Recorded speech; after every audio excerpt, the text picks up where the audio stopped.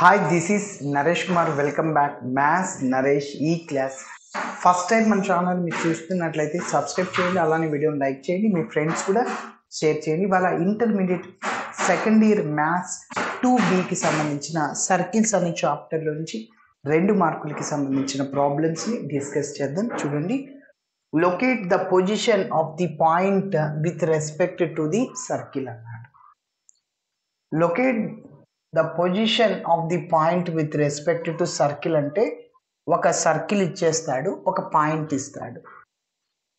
ఇప్పుడు ఆ ఒక పాయింట్ అనేది ఆ సర్కిల్కి అవుట్ సైడ్లో ఉంటే కండిషన్ ఏమంటే S11 is greater than 0, then the given point lies outside the circle. సర్కిల్కి బయట వైపున ఉంటుంది ఎవరు పాయింట్ అనేది. If S11 less than 0, S11 less than 0 అంటే 0 కంటే తక్కువ ఉంటే S11 అనేది అప్పుడు ఆ సర్కిల్కి ఇన్సైడ్లో ఉంటుంది, సర్కిల్ లోపల ఉంటుంది ఎవరు point. S11 is equal to 0 అయితే మన సర్కిల్ పైన ఆ పాయింట్ ఉంటుంది, ఆన్ ద సర్కిల్. సర్కిల్ పైన సర్కిల్ని టచ్ చేస్తూ ఒక పాయింట్ ఉంటుంది. ఎస్, కాబట్టి సో ఇది ఒక సర్కిల్, మన S ఈజ్ ఈక్వల్ 0, ఒక పాయింట్ ఏదైనా ఒక పాయింట్ అన్నమాట. అది అవుట్ సైడ్లో ఉంటుందా ఇన్సైడ్లో ఉంటుందా చెప్పడానికి ఇది కండిషన్. ఓకేనా, మరి చూద్దాం. సో S11 కనుక్కోవాలి అంతే. S11 అంటే ఏంటి? x1 square plus y1 square notation plus 2gx1 plus 2fy1 plus ఇది అనమాట ఫార్ములా. ఇంకా GFCలు కావాలి మనకి, x1 y1 ఆల్రెడీ ఉన్నాయి, సబ్స్టిట్యూట్ చేసేస్తాం. ఓకే, మరి ఫస్ట్ ఇచ్చిన సర్కిల్ని రాస్తున్నాను. జనరల్ ఫామ్తో కంపేర్ చేస్తే GFCలు వస్తాయి. Okay, given equation of the circle is, given equation of the circle is ఏంటి? x square plus y square minus 2x minus 4y plus 3 which is equal to 0. ఇప్పుడు దీన్ని మనం general ఫామ్తో compare చేద్దాం. Comparing the above equation with, comparing the above equation with the above equation with, దేంతో compare చేయాలి? x square plus y square plus 2gx plus 2fy plus c is equal to 0 we get. అప్పుడు x coefficient మన ఫార్ములాలో 2g, మన సర్కిల్లో -2, ఆ రెండింటిని equate చేయాలి. So 2g is equal to -2, 2 cancel, g is equal to -1. అదేవిధంగా 2f is equal to y coefficient 2f మన circle given సర్కిల్లో -4. ఇప్పుడు 2 1s 2 టైమ్స్ క్యాన్సిల్ చేయొచ్చు, -2. c అంటే మిగిలిందే అనమాట, కాన్స్టెంట్ అంటే 3. Okay, yes. ఇప్పుడు ఇచ్చిన పాయింట్ని కూడా రాద్దాం. Also given point, also given point ఏంటి? P of x1, y1 which is equal to 1, 5 అన్నమాట. ఎస్, ఇప్పుడు S11ని చెక్ చేద్దాం. S11 వాల్యూ ఎంత వస్తుంది సార్? S11 అంటే ఫార్ములా ఏంటి? x1 square plus y1 square plus 2gx1 plus 2fy1 plus c. ఈ వాల్యూని కనుక్కుందాం. ఇది 0 కంటే ఎక్కువ ఉందా 0 కంటే తక్కువ ఉందా, ఈజ్ ఈక్వల్ టు 0 అవుతుందా చూద్దాం.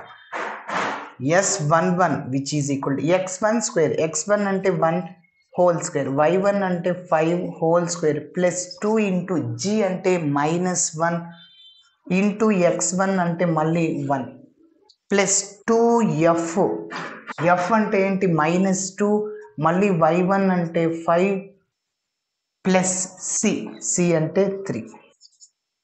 ఓకే, ఇప్పుడు దీని వాల్యూని కనుక్కుందాం. So S11 is equal to 1 square అంటే 1, 5 స్క్వేర్ అంటే 25, ఇక్కడ ప్లస్ మైనస్ -2.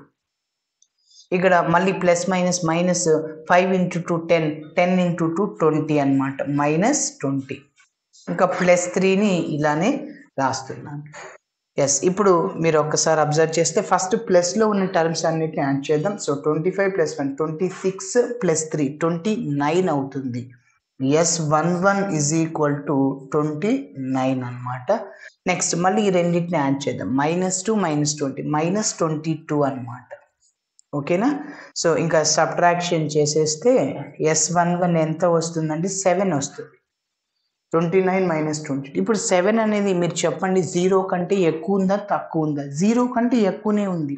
కాబట్టి S11 > 0 అనమాట. 7 is greater than 0, కాబట్టి S11 అనేది 0 కంటే ఎక్కువ ఉంది. రైట్ సైడ్లో ఉన్న వాల్యూ 0 కంటే ఎక్కువ ఉంటే లెఫ్ట్ సైడ్లో ఉన్న వాల్యూ కూడా 0 కంటే ఎక్కువ ఉంటుంది. ఎందుకంటే రైట్ సైడ్లో ఏం చేస్తుంది, లెఫ్ట్ సైడ్లో కూడా అది చేస్తుంది. సో అందుకోసం S11 > 0 ఒక చివరి పాయింట్ రాయొచ్చు. Therefore the point P lies outside the circle. Therefore the point P of 1,5 lies outside the circle. అన్నమాట. ఓకేనా? మరి ఇదే వీడియోలోని ఓకే, మరి నెక్స్ట్ ప్రాబ్లమ్ని డిస్కస్ చేద్దాం. Locate the position of the point 2,4 with respect to circle. Okay, same ఇంతకుముందు చేసిన విధంగానే చేస్తాం. S11 > 0నా <0నా = 0 అనేది చెక్ చేయాలి. Okay, given equation of the circle is x² + y² - 4x - 6y + 11 which is equal to 0 అనమాట. ఇప్పుడు దాన్ని మనం జనరల్ ఫామ్తో కంపేర్ చేస్తాం. Comparing the above equation with okay 2g = x coefficient ఎంత మన గివెన్ సర్కిల్లో -4. సో ఇప్పుడు క్యాన్సిల్ చేస్తే -2. 2f = y కోఎఫిషియంట్ ఎంత మన సర్కిల్లో -6. 2 1s 2 3 టైమ్స్, కాబట్టి f = -3 అనమాట. ఓకేనా? ఎస్, నెక్స్ట్ ఇప్పుడు c అంటే 11. ఇంకా ఇచ్చిన point let the given point దాన్ని నేను P of x1, y1 అనుకుంటున్నా. సో 2, 4. ఇప్పుడు నేను S11 అని చెక్ చేస్తున్నాను. ఓకే,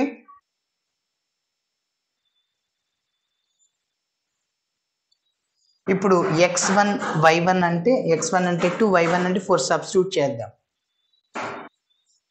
2² + 4² + 2 ఇంటూ g అంటే -2 ఇంటూ x1 అంటే 2, మళ్ళీ +2f అంటే -3 ఇంటూ 4y1 అంటే ఓకే, +c అంటే 11.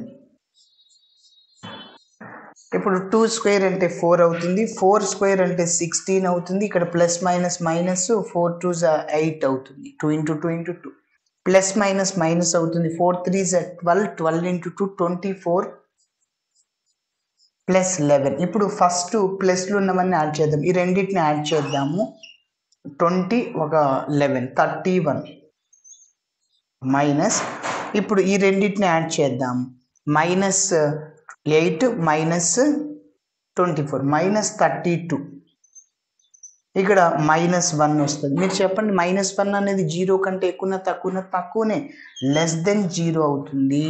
కాబట్టి S11 కూడా 0 కంటే తక్కువ ఉంటుంది. So therefore the point P 2, 4 లాస్ట్లో ఈ లైన్ రాయాలి. Lies outside inside the circle.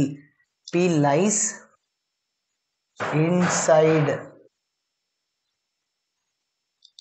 inside the circle.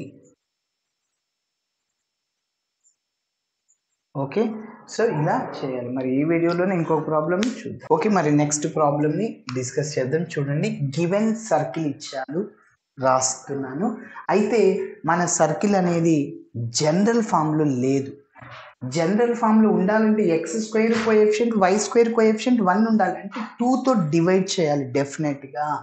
Okay, so given circle is 2x² + 2y² - 5x - 4y - 3. Okay, ఇప్పుడు మనం ఏం చేస్తామంటే 2తో డివైడ్ చేస్తాము. డెఫినెట్గా అది చేయాల్సిందే. మీరు డైరెక్ట్ అలా రాస్తే రాంగ్ అవుతుంది. Dividing with 2 on both sides. 2తో డివైడ్ చేస్తున్నాను. 2/2 cancel, 2/2 cancel. x² plus y² minus 5/2x minus 2y minus 3/2 which is equal to 0. మీరు ఒకసారి అబ్జర్వ్ చేస్తే x² కోఎఫిషియంట్ని 2తో డివైడ్ చేయాలి. 2/2 మైనస్ 5/2 4/2 అంటే 2y మైనస్ 3/2 కాన్స్టెంట్ని కూడా 2తో డివైడ్. ఇప్పుడు దీన్ని జనరల్ ఫామ్తో కంపేర్ చేశాక జిఎఫ్సిలు వస్తాయి. Okay, comparing the above equation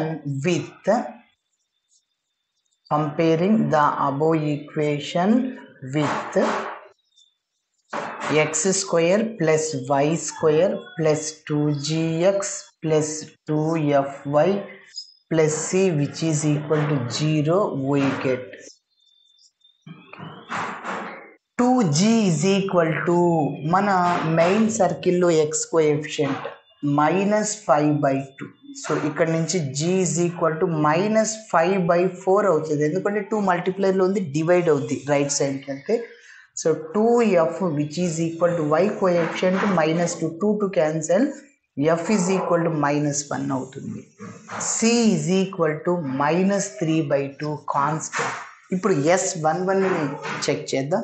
అయితే పాయింట్ ఇచ్చాడు, ఆ పాయింట్ కూడా రాద్దాం. Let the given point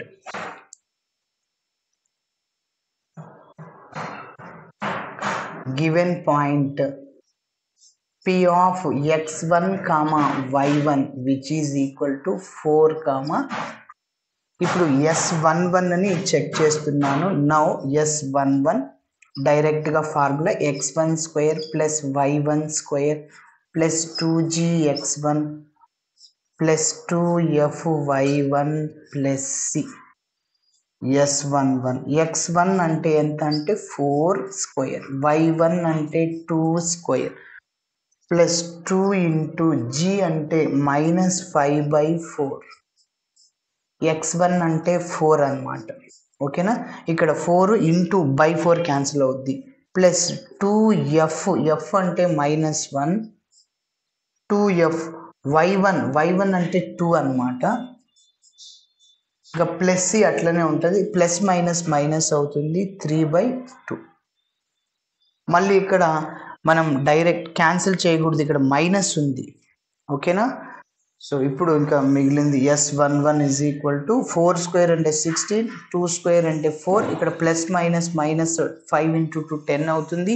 plus into minus 2 into 2 4 -3/2. First ప్లస్లు ఉన్నవన్నీ యాడ్ చేద్దాం. ఇక్కడ -4 ప్లస్ 4 క్యాన్సిల్ అవుతుంది. Next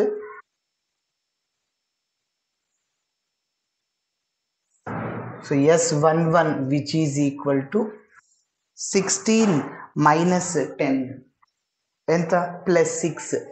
okay, -3/2. ఎల్సిఎం చేయండి. ఎల్సిఎం ఎంత 2 into 6 12 - 3. So S11 is equal to 12లో 3 పోతే 9 అనమాట /2. ఇప్పుడు మీరు చెప్పండి 9/2 అనేది గ్రేటర్ దెన్ 0నా లెస్ దెన్ 0నా? Greater than 0 sir. ఎందుకంటే 9ని 2తో డివైడ్ చేస్తే 2 4 8 రిమైండర్ 1 పాయింట్ పెట్టండి. ఇక్కడ 0 2 5 times 10 అంటే 4.5. దట్ ఈస్ గ్రేటర్ దెన్ 0నే కదా 4.5 అనేది. ఎస్, కాబట్టి therefore S11 is greater than 0 అంటే therefore the point P lies outside the circle అని చెప్పొచ్చు. therefore the point P lies outside the circle. Okay, so ఇలా చేయాలి. Thanks for watching my video. నచ్చితే ఖచ్చితంగా మీ ఫ్రెండ్స్ కూడా షేర్ చేయండి. బై.